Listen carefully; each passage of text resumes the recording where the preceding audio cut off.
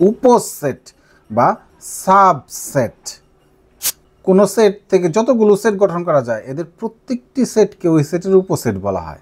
যেমন এ একটা সেট, এখানে দুইটা উপাদান আছে এ বি, এই সেটের উপসেটগুলো হলো এ বি এবং ফাঁকা সেট, এবং এটার চিহ্ন হলো এরকম, আমরা এরকম দিয়ে নিচে একটা দাগ দিয়ে দেবো। এবং এই যে এটাকে আমরা পড়ি হলো বি এ এর উপসেট, আর ইংরেজিতে এইভাবে পড়া যায় B is an subset of A. প্রকৃত উপসেট, প্রকৃত উপসেটটা আবার কি?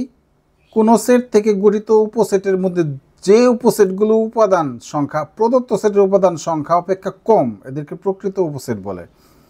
যেমন যে কোনো একটি সেট, এই যে পি, এখানে একটা সেট দেওয়া আছে যার উপাদান এক্স ওয়াই জেড তিনটি, এর উপসেট সমূহ হলো যতগুলো নির্ণয় করা যায়, তিনটে, তারপরে দুটো উপাদান নিয়ে, একটি উপাদান নিয়ে, তারপরে ফাঁকা সেট। কিন্তু এর মধ্যে এই সেটটা হলো এই সেটের সমান, তাহলে এটা বাদ দিয়ে বাকি সবগুলো হচ্ছে প্রকৃত উপসেট। এই যে নিচে তাই দেওয়া হয়েছে। তাহলে প্রকৃত উপসেট কিন্তু এই উপসেটের সংখ্যার চেয়ে একটা কম, এবং এটাকে এইভাবে লেখা হয়।